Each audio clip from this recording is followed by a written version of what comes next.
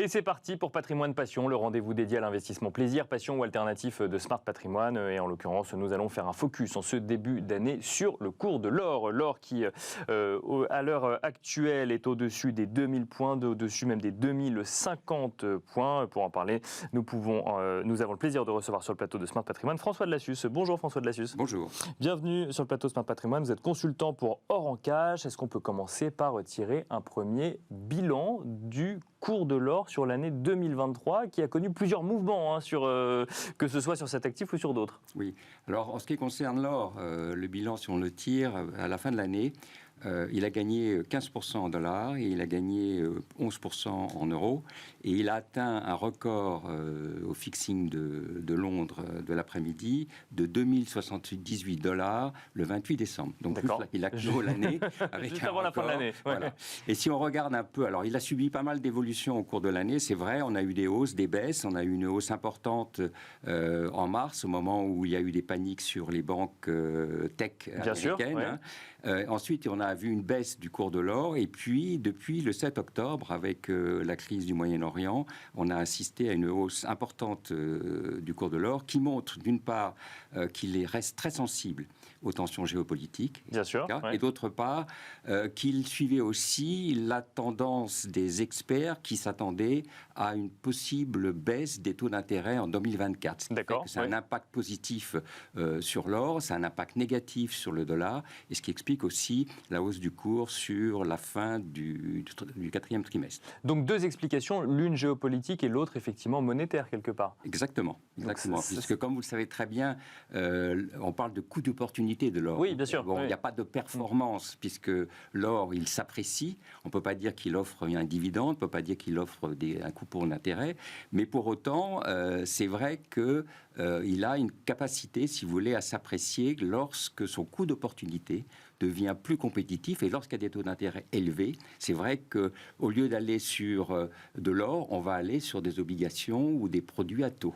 Et si les taux baissent, oui, on peut de nouveau regarder l'or avec un œil intéressant. L'observateur lointain pourrait dire que quand les actions montent, l'or monte, et quand les actions ont baissé en 2023, l'or baissait. Est-ce que c'est aussi vrai que ça? C'est pas aussi vrai que ça, parce qu'on s'aperçoit, par exemple, si on regardait le ranking de performance des actifs sur l'année 2023, l'or apparaît au troisième rang, après les actions américaines, après les valeurs Nasdaq or américaines, et l'or est arrivé troisième en termes de performance. Donc, on peut voir qu'il peut suivre aussi l'évolution des actions. Mais là, parce que là, on revient à l'élément dont je parlais tout à l'heure, c'est l'effet de la baisse potentielle des taux. C'est ça. Et là, ça intéresse... Une même cause qui a des conséquences effectivement sur deux actifs. Ça fait monter aussi les actions. Oui, bien sûr. Voilà. Donc c'est pas parce que deux actifs différents trouvent leur mouvement dans la même cause à un instant T qu'il faut y voir une corrélation sur l'année 2023. Généralement, l'or est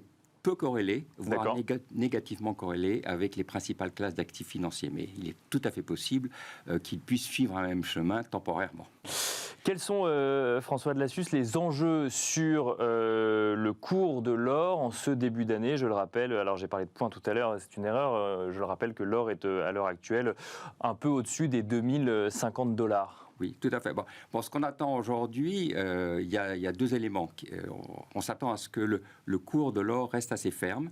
Ça va être lié aussi à la décision de la baisse des taux pris par la Fed. Bon, j'ai vu que Madame Lagarde a laissé entendre, je crois, vendredi, qu'on était arrivé au maximum des taux européens. Donc on va dans le sens de la baisse des taux. Donc ça aura un effet, si vous voulez, assez intéressant sur le dollar, avec une baisse potentielle du dollar, avec aussi les éléments qui sont très importants, c'est la persistance des tensions géopolitiques. On va avoir la crise du Moyen-Orient qui continue, la guerre d'Ukraine, l'invasion de la Russie en Ukraine qui continue, est toujours là, bien sûr, les élections américaines qui vont créer une certaine volatilité sur les marchés. Donc ça crée des tensions géopolitiques.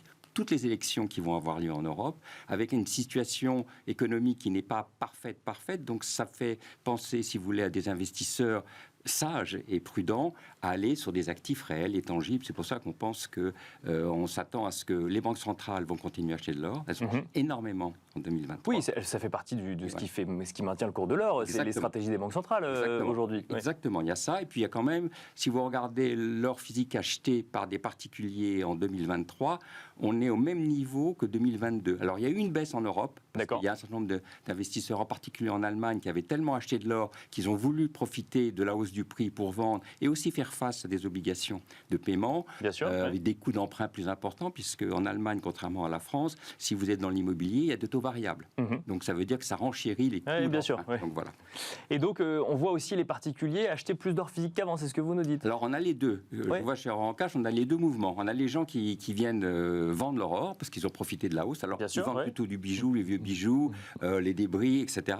Et puis il y a des gens qui viennent investir. Mais alors ça, par exemple, pour ceux qui vendent leur or, vous avez donné l'exemple de l'Allemagne, parce qu'effectivement, il y a ces taux variables quand on parle de prêt immobilier. En France, on constate quand même aussi la tendance dans un contexte d'inflation un peu plus élevé, par exemple. Il y a une tendance à la baisse, puisqu'il y a eu l'inflation, ça veut dire qu'il y a eu renchérissement du coût de la vie, et des gens qui ont des réserves. Si vous voulez, l'or est très liquide à l'achat comme à la vente. Oui, bien sûr. Ce qui fait que, pour certains, ils se sont sentis obligés également d'aller faire face à des obligations, payer, et puis bon, il y a une opportunité quand le cours de l'or augmente comme ça fortement. Il y en a qui ont envie de vendre, bien sûr. Bien sûr. Et puis il y en a d'autres, au contraire, qui achètent aussi, parce qu'en France, vous le savez très bien, on achète à la hausse en France. Oui, bien sûr. On achète des actions à la hausse et on achète à la hausse. Donc, des gens sont venus acheter de l'or aussi parce qu'ils se sont dit, tiens, ça monte, on va y penser. Parce qu'on en parle dans les journaux, hein, c'est aussi bête que ça, souvent. Voilà. Est-ce que l'or aura son rôle de valeur refuge sur l'année 2024, si je décrypte ce que vous nous avez dit, que ce soit sur le contexte politique ou effectivement sur les comportements que vous constatez aujourd'hui, il faut s'attendre à un or qui retrouve ou qui continue à tenir son rôle de valeur refuge. Ce que je pense, si vous voulez, c'est pour les gens qui n'ont pas encore été exposés à l'or, le fait d'en entendre parler, ils vont y réfléchir parce que il faut toujours voir l'or dans une stratégie de diversification de portefeuille. Il ne faut surtout pas de tout mettre dans l'or, ça serait folie. Mais en revanche, pour des gens qui ont un portefeuille un peu diversifié, des produits à risque, l'or, je rappelle, en particulier l'or physique d'investissement, il n'a pas de risque émetteur. Donc c'est quand même un élément à considérer. Merci beaucoup François Delassus de nous avoir accompagnés sur le plateau Smart Patrimoine. Je rappelle que vous êtes consultant pour Or en Cash. Merci beaucoup. Je vous remercie beaucoup, Nicolas. Et quant à nous, on se retrouve tout de suite dans Enjeu Patrimoine.